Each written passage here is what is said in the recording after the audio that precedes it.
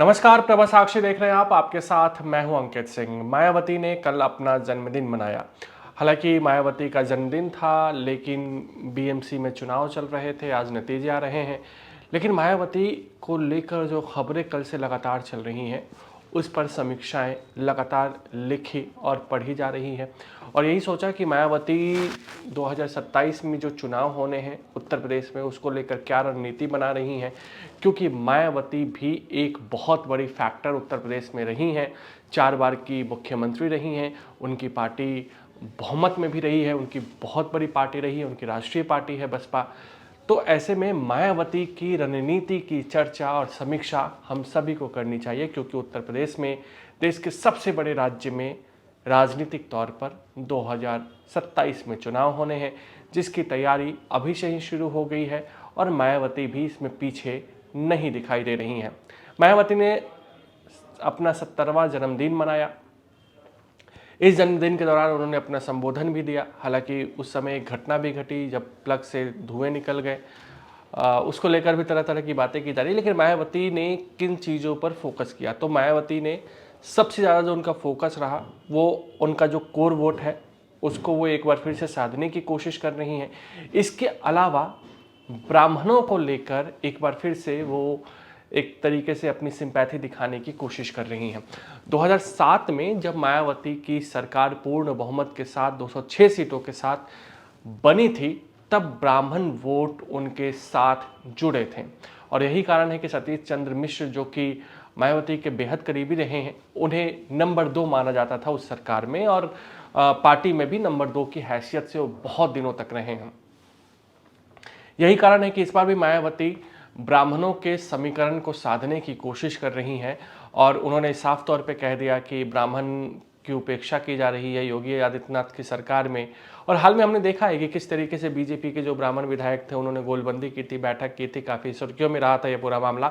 और यही कारण है कि अब ब्राह्मणों को साधने की कोशिश में मायावती जुट गई हैं। उन्होंने साफ तौर पर कहा कि आप हमारे साथ आइए, उधर आपको भोज भात ही खाना पड़ेगा, हम आपको सम्मान देंगे, हम आपको आगे बढ़ाएंगे, आपको जो हिस्सेदारी है वो देने की कोशिश करेंगे। इसके साथ ही उन्होंने ये भी कहा कि ब्रह्मा विष्णु महेश जो हैं, उनकी सवारी उनके लिए एक तरीके से हाथी उनका एक तरीके प्रतीक चिन्ह है। तो उससे भी उन्होंने कहीं ना कहीं एक जोड़ने की कोशिश की कि ब्राह्मण वोट हमारे साथ जुड़ जाए। तो मायावती 2027 के लिए रणनीति जिस तरीके से बना रही है, वो वाकई में अखिलेश यादव और उत्तर प्रदेश में भाजपा के लिए कई मुश्किलें खड़ी कर सकती हैं। मायावती अगर मजबूत होती हैं तो मुस्लिम का वोट भी उनके साथ जुड़ सकता है। इससे अखिलेश यादव के लिए भी चुनौतियां बड़ी होंगी। साथ ही साथ जो मायावती के कोर वोट हैं, जो 2024 के इलेक्शन में बिखर गए थे, वो एक बार फिर से उनसे जुड़ सकते हैं। अगर ब्राह्मणों का वोट जाता है तो भाजपा को बड़ा झटका लगेगा, क्योंकि भाजपा एक तरीके से माना जाता है कि ब्राह्मण बनियों की पार्टी है, माना जाता रहा है। और ब्राह्मणों का वोट, ऐसा दावा किया जाता है कि 100% में से लगभग 80-90% बीजेपी को ही मिलता रहा है। तो ये कुल मिलाकर ये सब चीज़ें चल रही हैं, और उत्तर प्रदेश की सियासत ज़बरदस्त तरीके से 2027 से पहले आपको देखने को मिलेगी, क्योंकि जैसे ही बंगाल चुनाव खत्म होगा, लगातार चर्चाएं उत्तर प्रदेश की रहेगी। और उत्तर प्रदेश में किस तरीके से सियासी घमासान तेज होता दिखाई देगा, वो भी हम आपको बताएंगे, क्योंकि अखिलेश यादव पीडीए पर फोकस कर रहे हैं, यानी कि पिछड़ा दलित और कई जगह अल्पसंख्यक हो जाता है, कई जगह उनका अगड़ा हो जाता है। बीजेपी को अपने कोर वोटर के साथ साथ जो ओबीसी गैर यादव वोट है, जिससे कुर्मी समाज से जो पंकज चौधरी, जो हाल में ही बीजेपी के प्रदेश अध्यक्ष बनाए गए हैं, वो भी आते हैं। गैर यादव ओबीसी पर बीजेपी का पूरा फोकस है, और बीजेपी को ऐसा लगता है कि सवर्ण वोट उसके साथ है ही।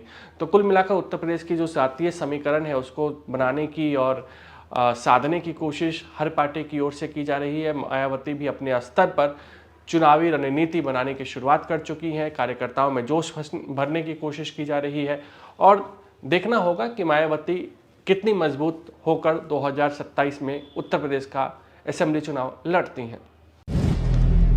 अगर आप भी लेना चाहते हैं देश दुनिया की तमाम जानकारी, तो आज ही सब्सक्राइब करें हमारे चैनल को। साथ ही नीचे दिए बेल आइकन को जरूर दबाएं ताकि हर अपडेट आप तक पहुंच सके।